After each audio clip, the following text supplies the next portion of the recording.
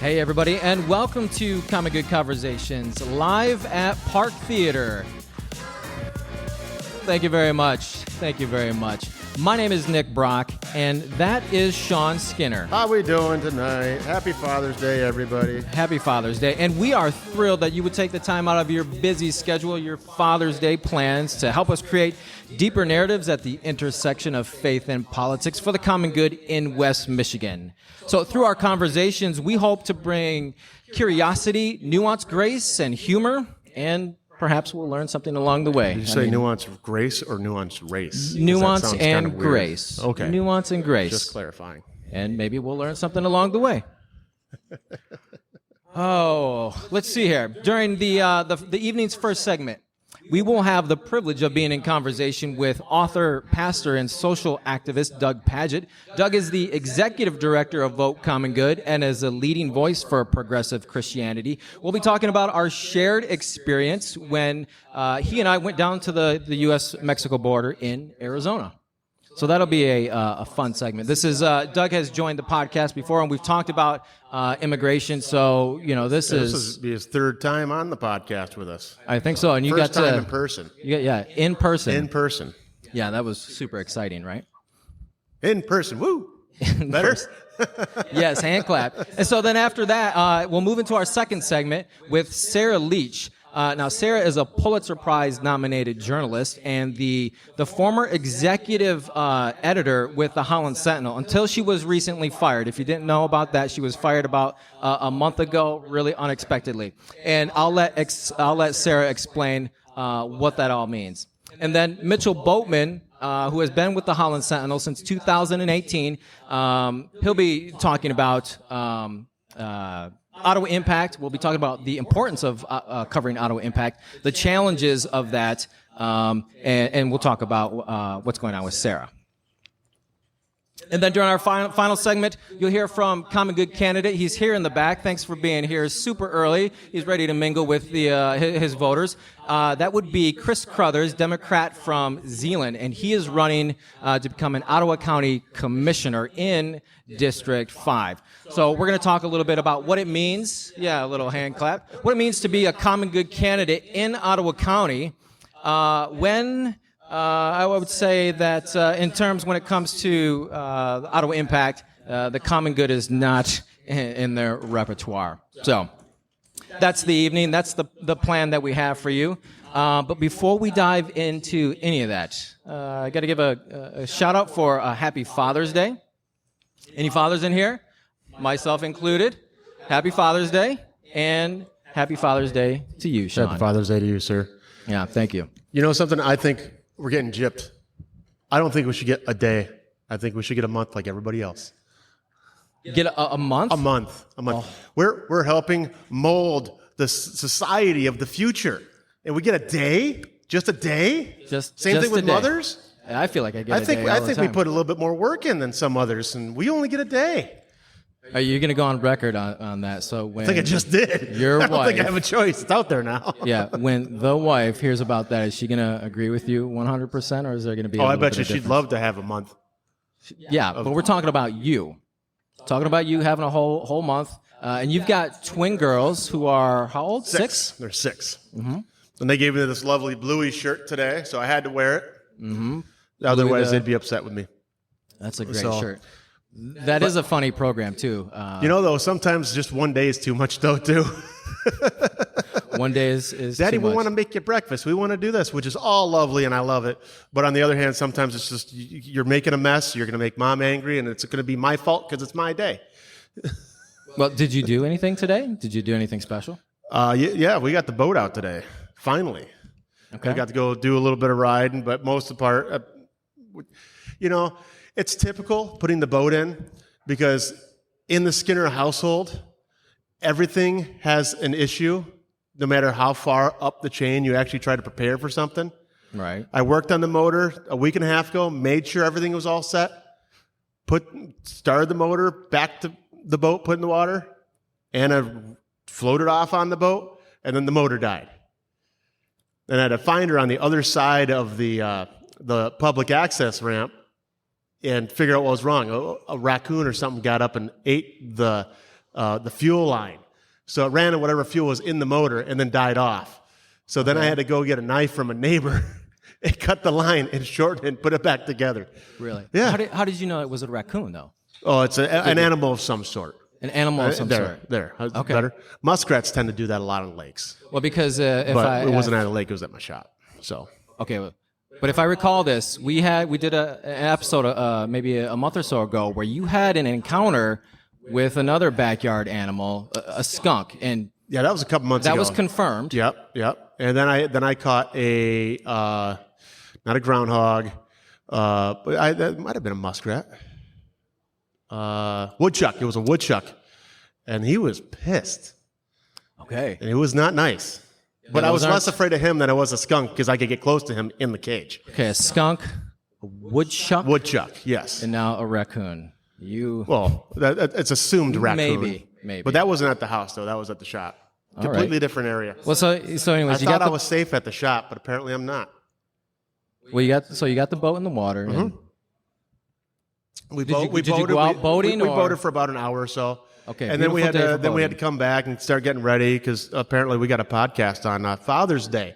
Who booked it that way? Yeah, nobody has plans on Father's Day. No, nobody has plans except us. You want to know who has plans on Father's Day? The moms.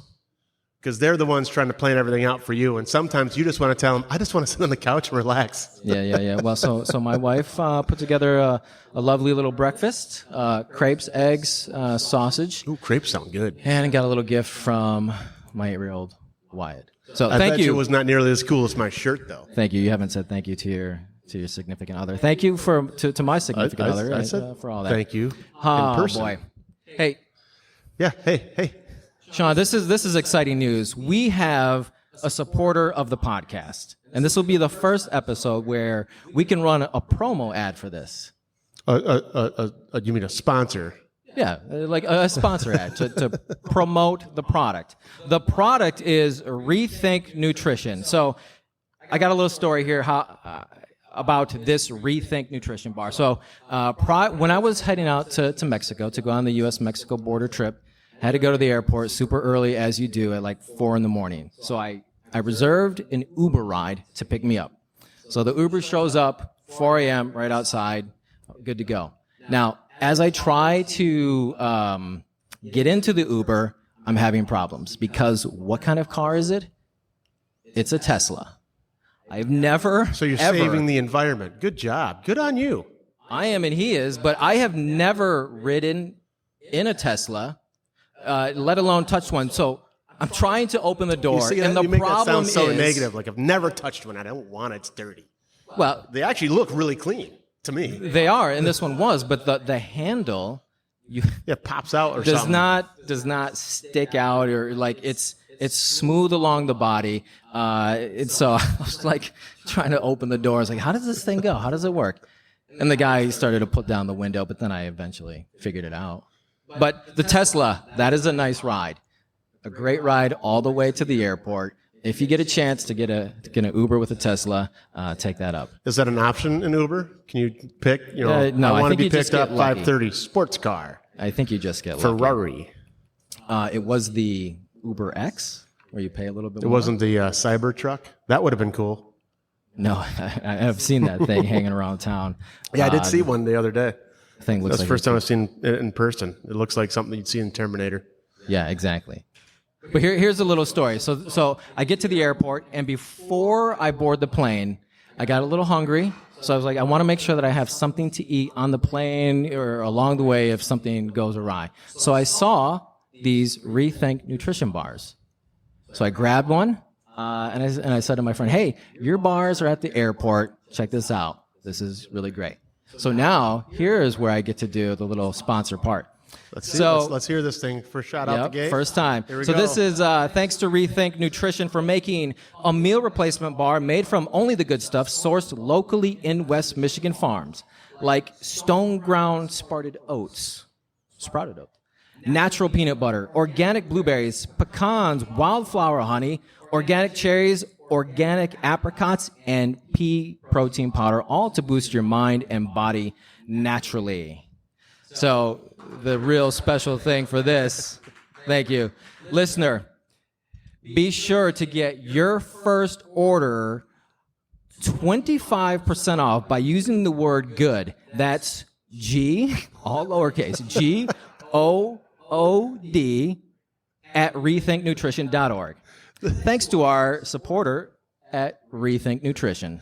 The way that you're spelling good to me, I thought there was going to be like an extra O, good. No, it's because it's super complicated. 4 letters. I just want to make sure that we really. Well, we really, tend to really do that nail it. sometimes. It's make it super complicated. I How know. was that bar? I haven't tried it yet. It's You haven't good. given me any samples. It's good. I know. I ran out of time to get the samples, but they're coming your way. Oh, great. All right. What flavors? What flavors? What flavor? What flavor There's did you apricots, have? Blueberries, cherries. Think. What of one that did you wheelhouse. have though on the way to the airport? I don't remember. Okay, good sales pitch right there. I eventually ate it. It was great. Go check them out. All right, friends, we got a lot of ground to cover. To cover, so we better get moving here. Let's take a long exhale and get focused up. Shawn, take a little sip of our drinky drink here. And let's have a round warm of applause for Doug Pagitt. Doug Pagitt's going to come on down, and he's going to get a little intro music because we're going to talk about our experience along the U.S.-Mexico border.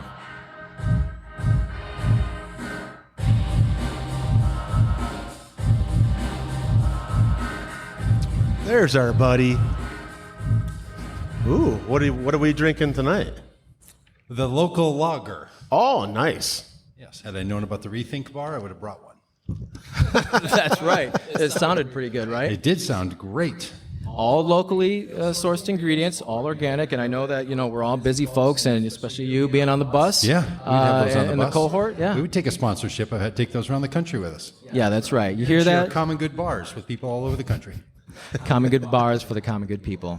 Made by, Uncommonly good. Common good bar. you're just There you a go. wordsmith. Jot that down for the next time. Uncommonly good.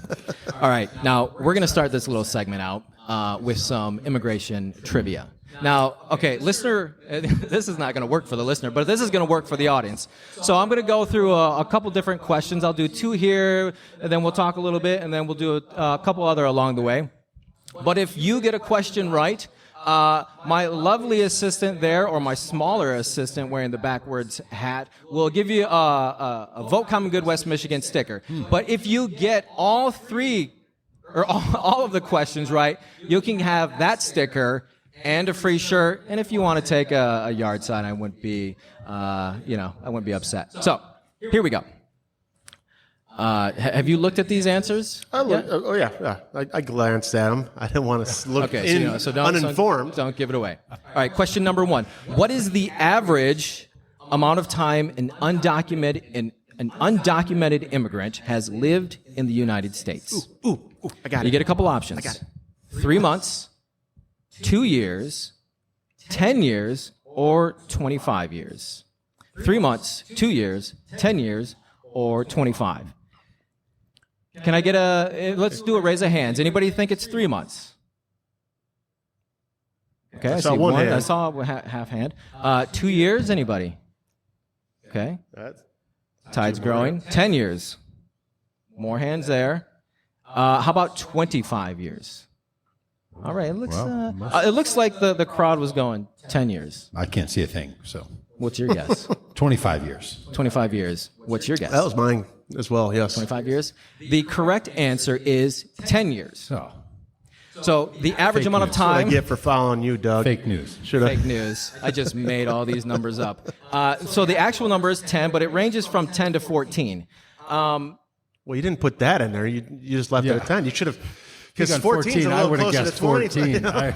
Yeah, you I see really you would rigged have us amped there. it up. Fake news, right? I know. We got to really be careful of what we got going on. All right. So remember, if you got that right, be sure to keep track of that. All right. Next, the average native-born American receives about $8,000 in welfare benefits. Now, when it comes to immigrants receiving welfare benefits, do they receive a higher amount, a lower amount, or the same amount? So you're thinking about $8,000 a native-born American use for Yeah, we welfare. should have had the Jeopardy Yep, think about it. Time's up. Anybody who thinks that it's higher than 8,000? No hands. Lower than 8,000? Couple. We got Doug. Or the same amount? We got one. Do you have an answer, Shawn? I raised it with lower. Okay, lower. I'm copying The Doug again, so if I get in correct- trouble, I can blame him one more time. The correct answer is lower, $6,000. Now, be careful on this one. How much money do you think an undocumented immigrant receives? I'm just going to give it away right now. Yeah, you should. Just It's pick a really number. quiet. Pick it up. Zero. $0. $0. Yeah. Undocumented immigrants are not allowed to, don't have access to these benefits. All right. Anybody get those all right?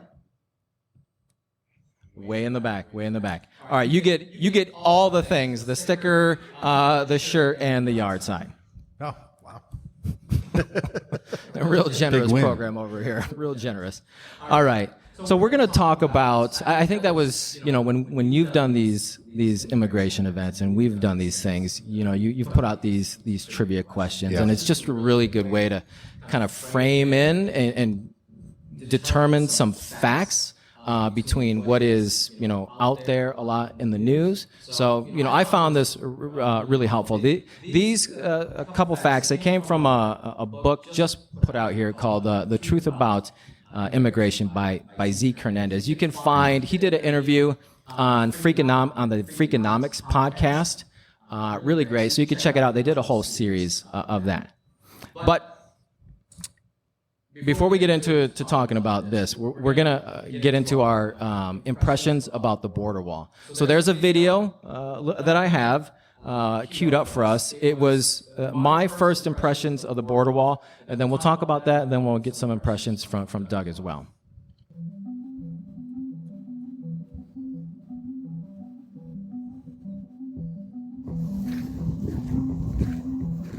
Okay, here are my first impressions of the wall. Upon seeing You're big.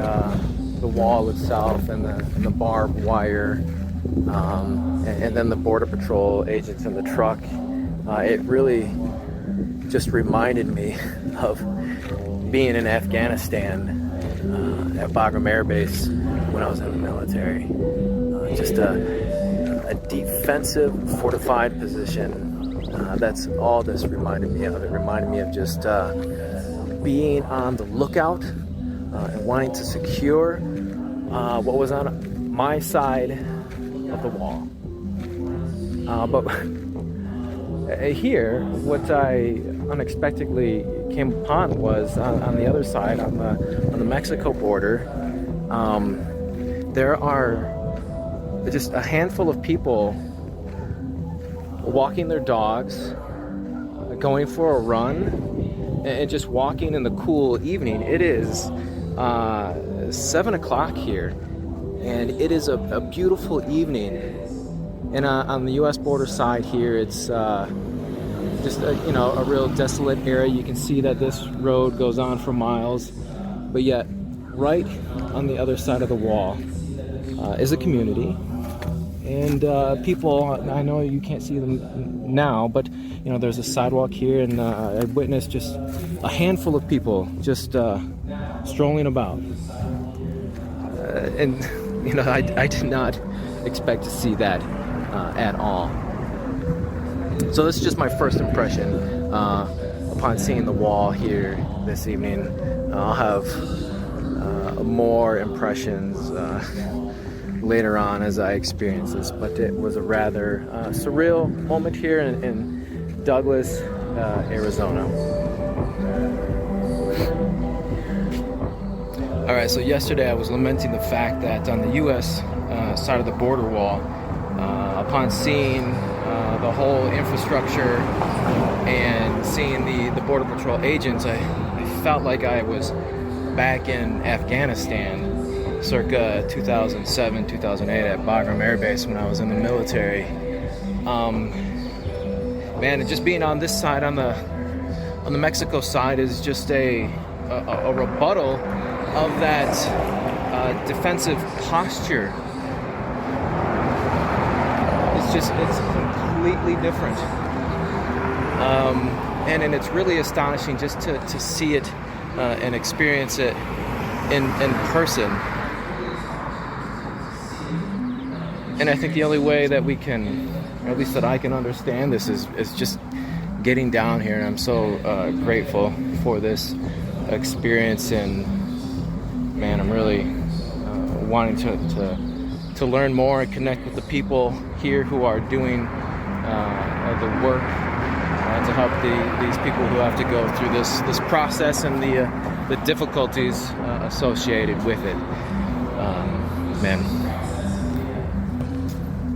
So I thought it was just helpful to have that little video because I could talk about it, but it really makes a difference when you're down there. So first off, I want to say thanks, Doug, and everybody at Vote Common Good for putting this together, putting that border experience together. We've talked how you've been along the border wall riding bikes. I want to ask, we just heard my first impression. What was your first impression upon seeing the wall?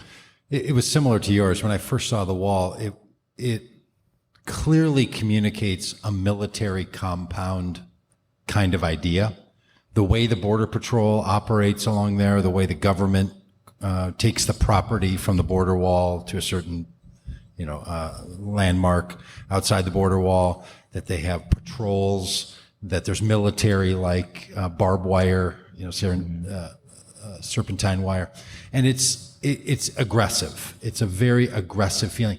And when you stand at the border wall, like you show those pictures on the U.S. side, and you see all that razor wire, you're not sure who's in prison.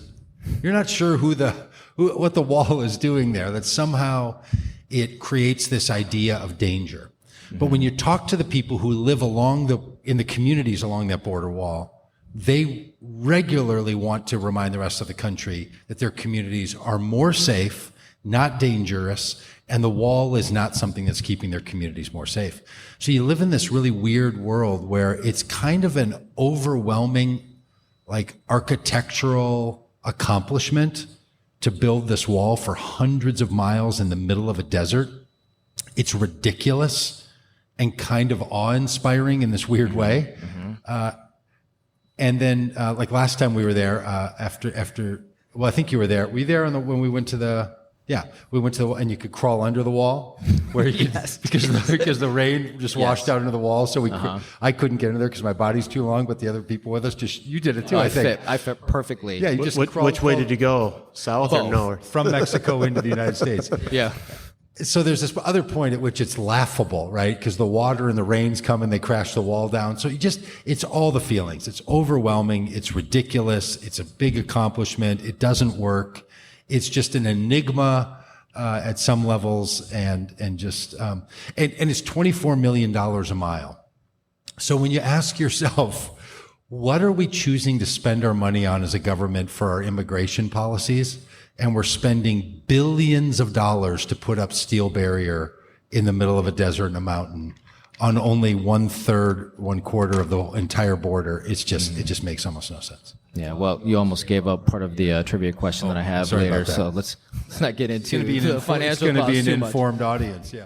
Shawn, I wonder, I was going down there, so Doug asked me, so what do you think about this? And to be quite frank, I just couldn't almost wrap my head around it for a minute, because when I saw in that picture there's that Border Patrol truck, there was a kid in there, like my age when I was in the military, with all the gear on, and I was like, holy cow. It took me back just like in an instant. So I was just like walking around trying to think, okay, where am I? What is this? Is this necessary? Et cetera, et cetera, et cetera. So I just want to hear, what would you think, or what were your impressions, or, upon seeing that, or, what would you think that you would see along the wall? I have no actual concept of what I think I would have thought, because I haven't been there. The only thing I thought of near the end there, I wrote, when we do these things, I always jot down little, questions and stuff like that. But the one thing I said it while we were watching a little bit with that last photo of the entire wall, and I kind of thought, well, East Berlin, the Berlin Wall, and and everything, and just thinking, whoa, that's it's a bit intense type of thing. And then I had written down in my notes, I was wondering, what did you see differences of where in communities of where the walls existed and where the walls didn't exist across the border type of thing? Yeah. What was the That would be more of a question for Doug. So we were in Douglas, Arizona, then Nogales, Mexico, and that spans so long. But I mean, you have more experience going the whole route. Yeah, we did a border. bike ride in 2021 from San Diego, California, down to was Brownsville, that a Texas. Harley or was No, it it was a Honda? bicycle. It was a pedal. Without a motor. Schwinn. It was left foot, right foot, left foot, right foot, left foot, right foot. Rode our bicycles all along it, so we saw all the border wall. And that basically stops in Texas, and then it's the river, and the state of Texas doesn't have a border wall for the most part. There's a couple little spots, but for the most part, it doesn't have a border wall. And the people who build the border wall and the people who advocate for the border wall, who work inside immigration and customs, will tell you the border wall is not designed to stop people from entering. It's designed to slow them down or to redirect them. So they understand what's happening. And the problem is not at the spaces between the checkpoints. The problem is what happens at the checkpoints. When we went into Mexico, do you remember? We walked through, and people in the group, we had about 15 of us in our group, were shocked that they didn't ask us for anything. Yep, We walked no into IDs. Mexico. You just walk in. They check some bags, some people's bags. If they were a roller suitcase, they would check them. Anything else, they would let them go. I had my guitar with me. One time I went through, a guy opened up my guitar case, pulled it out, started playing. We sang a little song. It was unbelievable. We just walk in. Yeah. Americans, well, they don't know who you are. Anyone can walk from the U.S. into Mexico. So this whole thing about if there's open borders, there's not a country, pretty sure Mexico's a country. But then when you come back into the United States, they're pre-screening and restricting people. The only reason we need a border wall is because we don't have enough access for people to legally enter the country. There's not enough work permits. There's not enough visitation permits. There's not enough educational permits. We have decided in this country to have a quota system on how many people from any one country can come into the United States. And no more than 7% of all immigrants can come from any one country. That is madness. There's more people who live in the bordering countries, both the one on our immediate border and then 2 or 3 borders away, that want to come to the United States than people that live in Uruguay. But no more than 7% of people from Mexico, no more than 7% more people from Mexico can come than from Uruguay. This is a policy problem. Yeah. So we're solving a policy problem by building walls because people are trying to come to the country because there's not legal ways to come. If you apply for a visa to work in the United States from Mexico, it's 25-year waiting list. Well, we'll get into That's that in a insane. second. Quick question on that. Now, is that based on a Mexican resident that was born and raised there, or any immigrant that might have flown into Mexico trying to come across the border? It's a Mexican resident, and anybody born in Mexico. If you're from Guatemala, you're not getting in. Okay. Now, the only reason I kind of asked that is because you had mentioned how easy it is to get south of the border opposed to getting north of the border. Doesn't that give a little bit of a red flag just of how many type of people they might be letting into Mexico to try to head north that might not be, Mexican descent or whatnot, but, anybody that might want to harm the United States flying into Mexico to come through there? Sure. Look, if we were letting the people in the country who want to work in the country, have family in the country, and we weren't bogging the system down, we could direct all those resources on making sure people who want to come in the country to do bad things aren't. But right now, they're all mashed up into one big pile, and it's like you're at the county fair trying to cross the border, and it makes no sense. Well, I was listening to a podcast earlier today, and it seems that the cartels are now down there, everything, they want it done that way. So Yes. they can sneak people through. If they bog down the system, you can't catch every single one. The only people happy with U.S. border policy are the drug and human trafficking cartels that operate in Mexico. Yeah. And that's not me speaking. That's what we've heard from Border Patrol agents. who tell us, we know that our policy, the way it's functioning, is in the best interest of the cartels. And why our lawmakers continue to perpetuate policies that benefit drug traffickers and human traffickers is something we should be asking every lawmaker. Yeah. I agree with that. We'll get to that a little bit more, but I want to, before we move on too far, I want to say, or just talk about the opposite first impressions. So when I'll take us back to when I was at the wall, and I was telling you, okay, wow, I'm thinking of this, and you said, wait till we get to the Mexico side, it's gonna blow your mind, and just like that. I mean, you could see a little bit of it, but there were murals upon murals, just as when I say it's a direct rebuttal of this defensive position, that community was just painting. They had these animals on there, and they were animals that migrate, so from a butterfly to a whale to wild horses and a few other things, and then when I talk about seeing the people, there were just people living their lives. So it was driving to work. I mean, that road that we were that I showed there on the opposite side of the wall, that road led into a checkpoint to come into the United States, and it gets backed up every morning. People going to work. So I don't know. I didn't know what to expect. It was just oh, this is regular life down here. That's a crazy thought to me, because I've thought about that down at down in the Michigan, Indiana border, where you got Michigan City, which is not in Michigan. And well, if you're working there, you're going across state lines all the time. I couldn't imagine trying to come across country lines every single day to do work. Yeah, going to work, families taking their kids to school. And it used to be, just to be clear, and we're talking 15 years ago, that basically the United States didn't overly patrol the border towns, because people on each side of the border towns, these are small little rural communities that often have a U.S. and a Mexico side. People would cross the borders all the time. They set the checkpoints 25 to 50 miles inside the United States. And that was the primary place where they would then check documentation.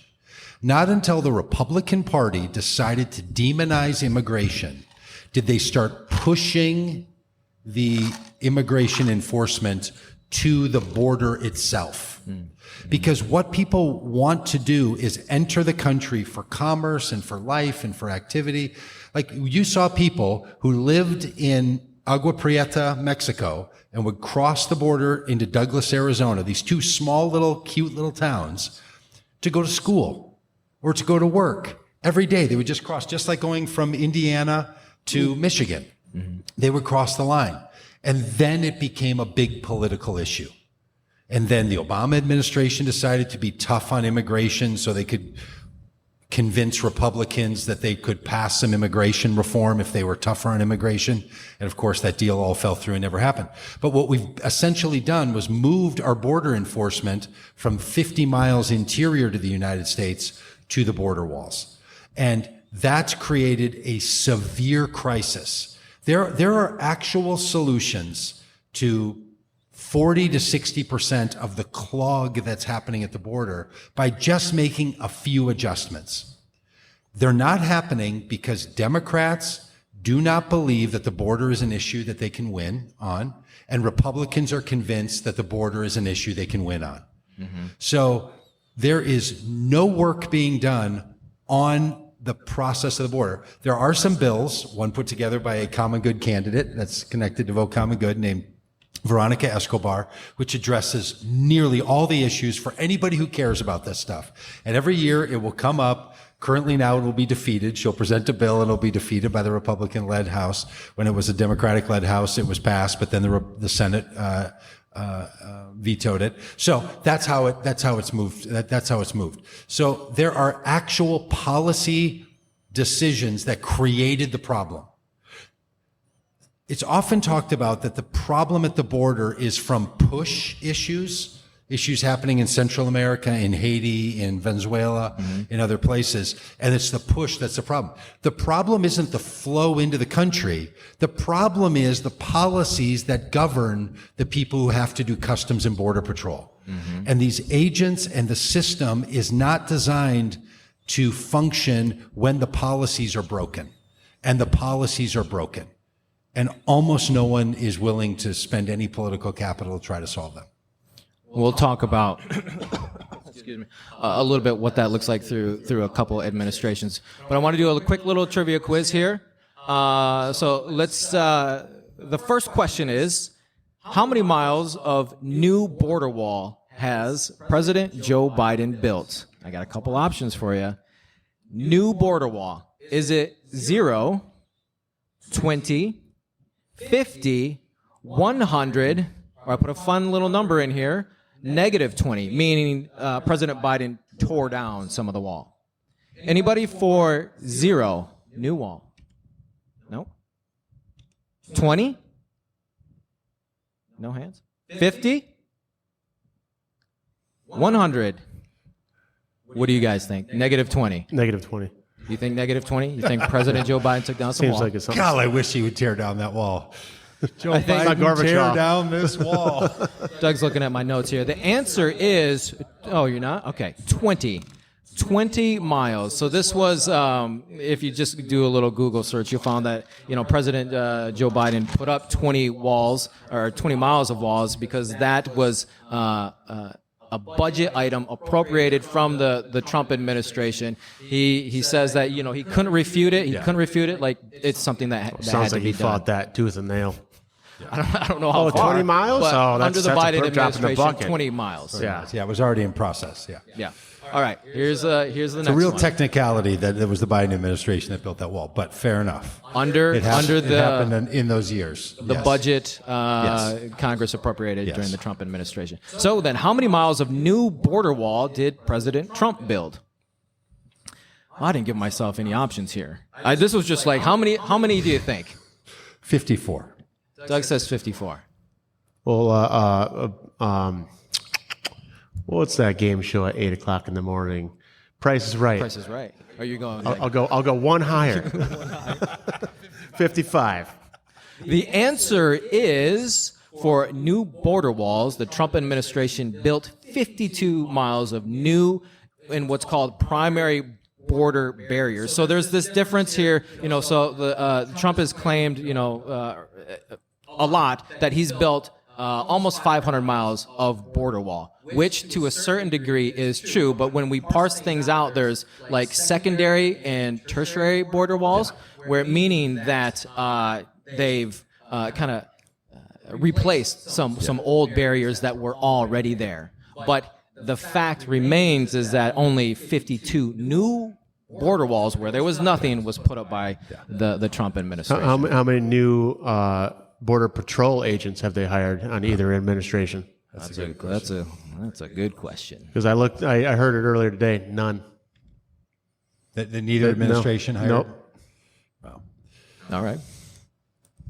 That's what I got from Yeah. an interview with a Border Patrol agent on the podcast I was listening to on the way here. Interesting. That they hadn't spent any money on new border agents. We'll have to dig into that. There's Yeah, a lot of we'll have them, to I'll tell verify you. that, There's but- a lot of border agents. Yeah. Well, so that was just a little kind of, it's out there, Trump saying that he's building, so many walls. Well, I was just wondering, okay, how much? Because I did see the How many border of wall. those 52 miles that were built, how many of those miles were paid for by Mexico? Do you remember? Oh, jeez.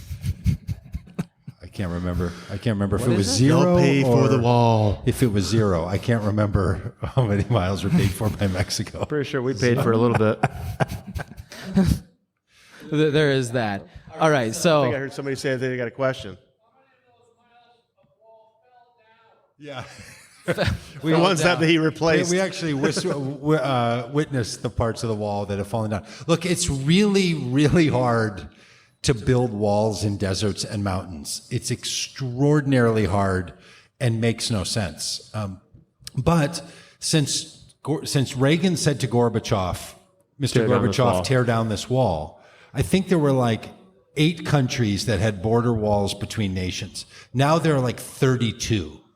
So since 1983 or whenever, 82, when he said that, we've moved from a world that had almost no walls between nations to 32 or more countries that have walls between nations. So even though that was important to speak about East Germany, we've moved in the other direction globally. And the United States is just playing along in what a lot of other nations are doing in constructing physical barriers, as opposed to solving the problems of migration that policies in every country has. And that becomes the real question. We should argue about the wall because it's just designed as psychological warfare. And people who advocate the wall will tell you that. They build it to make it hard. They build it. When they built the wall from 14 feet to 21 feet and then added another 11 feet to make it 32 feet, the reason was they moved it to the height of a wall where the fall off the top of the wall would be lethal.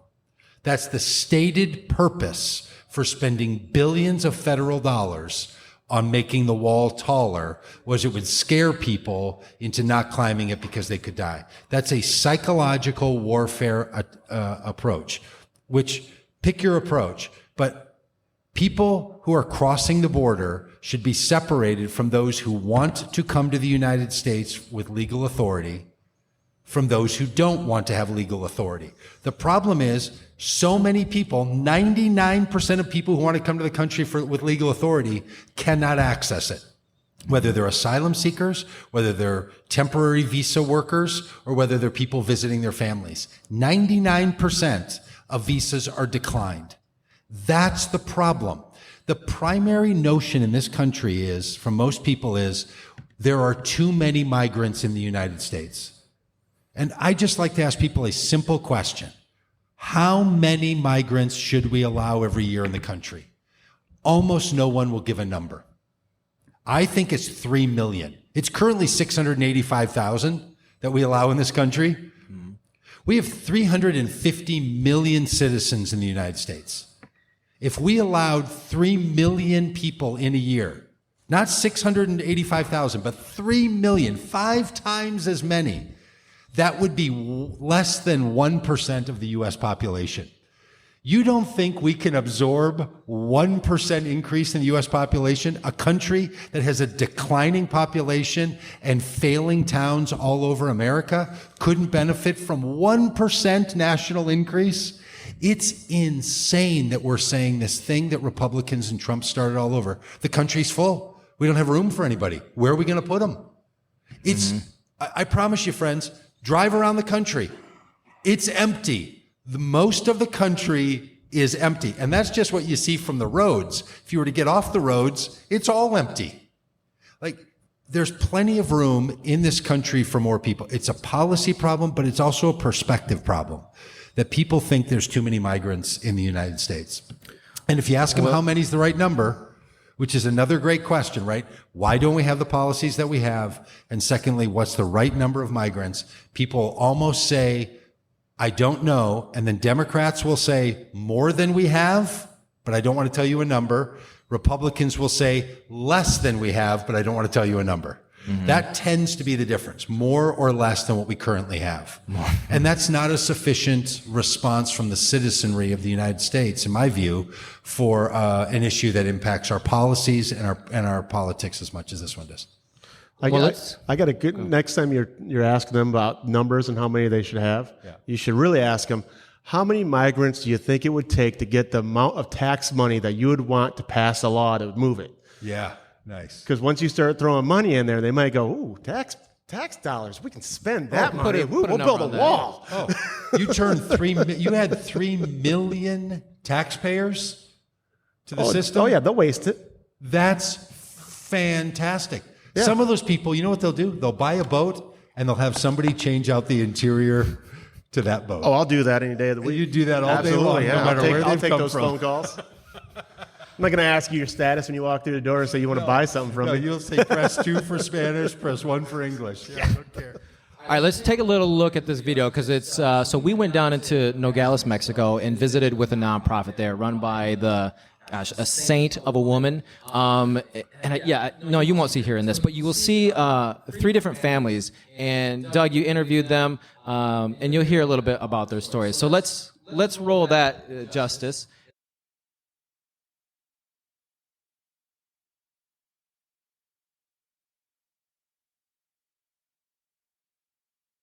We're here at the House of Mercy in Nogales, Mexico.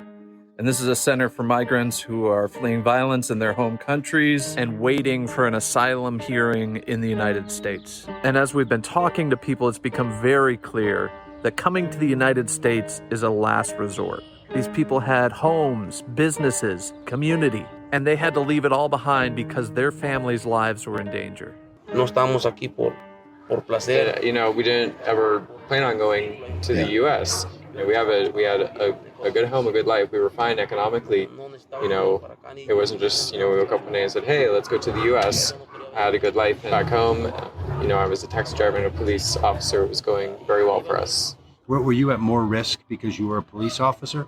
Trabajaba de policía y trabajaba de taxista, pero de policía dejé de trabajar por lo mismo que había mucho. Yeah, I was working as a police officer and a taxi driver, but I stopped working as a police officer because of all the violence from these groups. Per day, there'd be about 50 deaths in these 3 towns that he worked in as an officer. And if you said anything as an officer, they'd shut you up by killing you. Yeah. Wow. Estando en Santana, como nos fue a buscar el secuestrador. So we decided to go through the desert out of Santa Ana because someone from the kidnappers had come for us there. We spent 3 nights in the desert. Sin agua, sin comida. Without water or food. Prácticamente sin nada. It was almost nothing. This is in Mexico? Sí, señor. Sí. Lo primordial para mí es... The most important thing is protect my family. Es muy duro. It's very hard. Cada uno lleva una profesión. Each of us has a profession. Yo soy mecánico. I'm a mechanic. Ella es enfermera. She's a nurse. Él es maestro de construcción. He's a construction... Mi hija es estilista. Hair y mi esposa es chef de cocina. And my wife is a chef. Kitchen. Entonces, donde quiera que lleguemos, que nos brinde la oportunidad de trabajar. The opportunity to work. We have what we need to support ourselves. Somewhere where we won't have to give up tranquility, calmness. Tengo muchos problemas en Ecuador. I had a lot of problems with the mafia. I had my business, and I wouldn't pay them the money that they demanded of me. Después de eso, yo tenía mi moto taxi. Me la incendiaron. I had a motor taxi and they set that on fire and then they put a grenade in my business.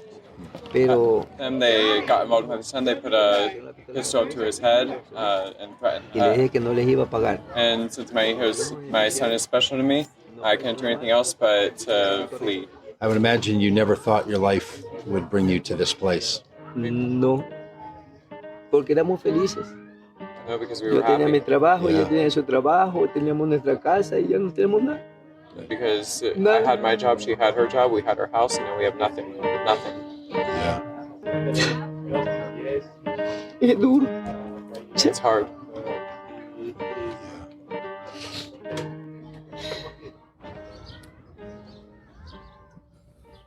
All right, so that's just a little kind of taste of what we went through. And I'll just, add one thing real quick. It's, listen, Doug, listening to you do these interview with these families.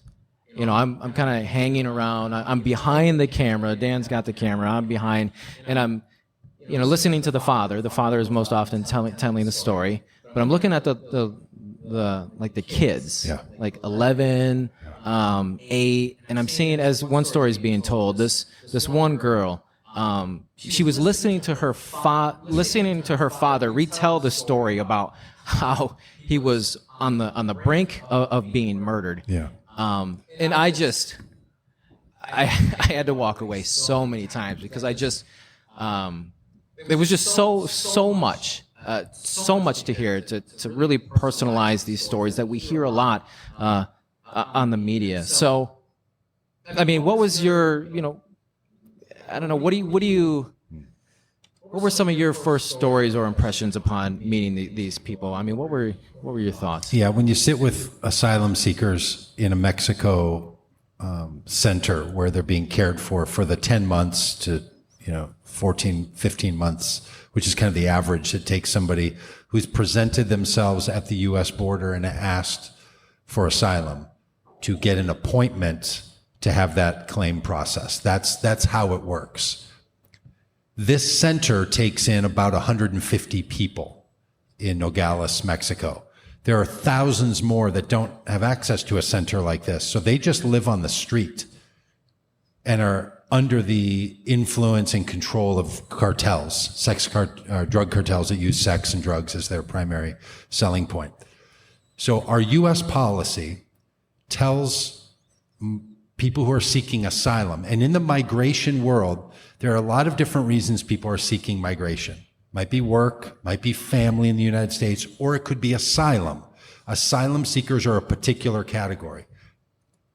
Normally, the United States would let an asylum seeker wait for that asylum meeting in the United States. We've made the policy during the Trump administration and during the Biden administration to let them remain in Mexico, which is insane. These are people that have left dangerous situations, have nothing, and we're letting them just sit on the streets in small Mexican towns for 10 months to 14 months average. It's wild to consider that we think that's the way this ought to go. Mm-hmm. When you hear the stories that they're sharing, it is utterly heartbreaking. Every one of the people we talked to in those interviews were long-established families that never thought they would leave their houses in Mexico, Colombia, Venezuela. And then within a very short period of time, some cartel activity happened in their town. They got on the wrong side of it for trying to do the right thing, sometimes in politics, sometimes not having enough money to pay for the extortion rates that were being asked, sometimes for knowing too much as a police officer. And their lives are threatened. And within hours, they have to pack everything up and make a run for it. And they have nowhere to go. Can you imagine? And then if it was any one of us and we got to the U.S.-Mexico border, and we thought, if I get into the United States, my family could be safe. But you know what? I can't because U.S. policy says it's the wrong thing to do. There's a point at which the immorality of our policies start to clash into the experience of these people, and that's what people are experiencing. Mm-hmm. All of these folks, they're doing it the right way. So if you say, why don't they do it the right way? You better know what the right way means before you tell people to do it the right way. Yeah. Well, right? Shawn, why don't you come like my parents did at Ellis Island? Well, they are, and the right way to come into the United States for some of them is to cross a river or climb over a wall or to wait for an appointment. And all of these people were waiting for appointments. And fortunately, nonprofit groups have put together enough support for these people where they can be safe for the 10 to 14 months. I think all those groups, can you remember, it was something like more than 10 months, I think those people had all been waiting. Yeah, it was 8 to 10. Shawn, you had an interesting question, when you got here this afternoon about, do you remember it, about the migrants crossing? So we talked to families from Colombia and El Salvador, and there's, countless others from, Central America and South America, about going from one country to the other. Well, I was listening earlier that the laws on asylum seekers is if you're leaving a country like the Ukraine or whatnot, that the first country that you enter that is an asylum country is where you're supposed to stay and get your asylum. So if you're in the Ukraine and you're flying to Germany and then Spain and then to Mexico City and then crossing the border, technically you were supposed to stop at Germany because that was an asylum country type deal. That's what I was listening to that going, okay, well that's a small thing that you don't think about, is that there are other countries other than our own that is asylum-seeking countries. Mm-hmm. So it makes it questionable sometimes when they bypass those countries to fly into Mexico and then decide to try to make it across the border. But that's when the Border Patrol has different questions that reference, are you an asylum seeker? Or I'm trying to think of the other phrase that they went with, which is referencing, do you feel in danger? Not necessarily asking for asylum, but do you fear for your life? Mm-hmm. Like a refugee status? But the cartels have been using that because we talk about this stuff in our politics all the time, that they're starting to know what we do north of the border to try to pass those questions. So they'll sell, when you get across and they ask you this, and if you want to be asylum, you say this, this, and this, but we want $5,000 type thing. And if you don't do it right, we keep your wife or something like, Yeah, look, when you get there and you realize that all those people not only had to leave their homes, but then had to negotiate with murderous drug cartels on the way, and then frankly, to hear then people like, oh, people are just using asylum as an excuse to come in the United States. Just come with us to Nogales, Mexico, sit with these families, look them in the eye and say, really, you're just wanting a free pass to the United States, aren't you? That's not quite the point that I was kind of making, No, but it helps. But like we were talking about earlier with the cartels, that type of thing helps the cartels out to bog down the system by putting a lot of bogus asylum seekers in there to bog down the system so they can try to sneak whatever they're trying to get through. Yeah, so look, it's not trying to take credibility away from the actual people that are, but if they're trying to sell off people going, you can get in the United States by asking this question, this question, this question, it really bogs down the system, especially if the government's not putting any extra money into trying to create an easier access point. Yeah.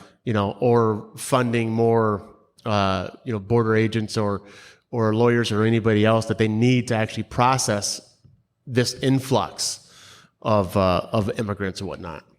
Yeah, the cartels are not using human beings to smuggle things into the country. The human being is the thing they're smuggling into the country. Yeah. They're not carrying contraband. They're not carrying anything else. There's been no definable terrorist plots that have come through the U.S.-Mexico border. Those are not all those things which you should be thinking about. I'm glad people are thinking about them. I'm glad they're doing research on them, have found out that's not happening. That's not a smart way. You come to the border and then ask yourself, would this be the way you would put together a terrorist plot? It's really not. No, the one that I was referencing to, as far as they try to give you the answer, is a lot of times the cartels are saying, oh, to get over there, we can provide you yada yada yada. It's going to cost you $10,000. Well, I don't have $10,000. Okay, well, we're going to tell you this. Once you're on the north side of the border, we're going to have somebody that's going to get you a job and this and that. They don't understand that the job that they're having is somebody on the border they aren't going, hey, go home, work at Home Depot, because I got a task for you. Yeah. You owe us money. You owe the cartel money, and this is what you're going to do. Yes. Because you left your wife on the south side of the border. She's ours now, and if you don't follow through. That's exactly how it works. That's the kind of reference I wasn't thinking of, they're, bringing things across to get through. But if they can get people through to do things on the north side of the border, they have, which is a terrible, terrible, terrible thing to think about, to separate from spouses and children and stuff like that. Too many U.S. businesses allow people to work in their factories and in their system that they should know are in situations where they're not safe. Yeah. So if we approached this entire issue as a collective, like talk to business, especially agricultural business and manufacturing business in the United States. You talk to Border Patrol, you talk to the people who know what's happening with the cartels to solve this problem. These issues could be solved. In the United States, the reason we don't, though, I contend, is because we think we can't take that many people in the United States. Like we still, fundamentally, you had 1,000 people in a field and you threw a baseball in the middle of the field, you'd hit somebody who thinks we can't take that many people in the country. Like that's just the general thought of people in the United States. We're full. What are we going to do with them? Who's going to pay for them to go to school? I mean, I've talked to the most liberal people that I know, and they're like, well, if they come here, who's going to pay for them to go to school, and who's going to pay for their taxpayer money? They're going to get jobs like this. So we're not quite sure if the problem with immigrants is they're going to take our jobs or they're not going to have jobs. I'm more worried about AI taking our jobs. We're not quite sure what the problem is. Which one do you think? I'm more worried about AI taking our jobs. Yeah, you're more than somebody. The joke's going to be when we open up the border, then none of us have jobs. Yeah, none of us have jobs. Well, let's close it here for like our last 2 minutes. So, going down to the border and taking people down there and going down myself, it's to not only experience what it's like, but to come away with some kind of idea of what to do. So can you help us? What's your take on solving the border issues in 2 minutes or less? What needs to be done? Small ask. It's a small ask. I do think one of the more important things is a social movement that says policy's the problem when it comes to the border. Right now, if you're conservative, you say migrants are the problem. If you're a progressive, you say border patrol is the problem. Policy is the problem. And we have to address the policies. And we have decided as a nation that we will tolerate this issue not being solved.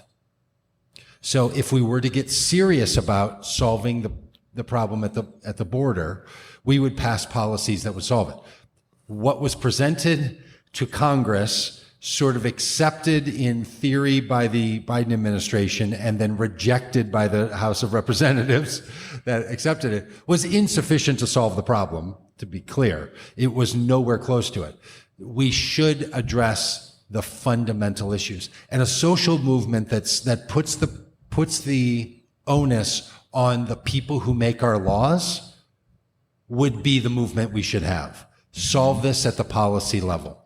Stop making nonprofits, migrants, and do-gooders in the United States fill in the gaps for broken policy. Sounds well Focus on policy. Doug, we thank you for your time this evening. Well, thank you for your servitude. That's Doug Pagitt, Executive Director of Vote Common Good and a leading voice for progressive Christianity. Thank you, sir. And if you're Careful down the interested steps. in connecting to his work, you can go to Vote Common Good, or you can just talk to him right there in the audience. We're going to take a little musical interlude. Is interlude the right word? I think interlude would be fine. Intermission? So. Intermission? Musical intermission? Dan's going to serenade us a minute, and we're ready for our second segment. Take it away, Dan.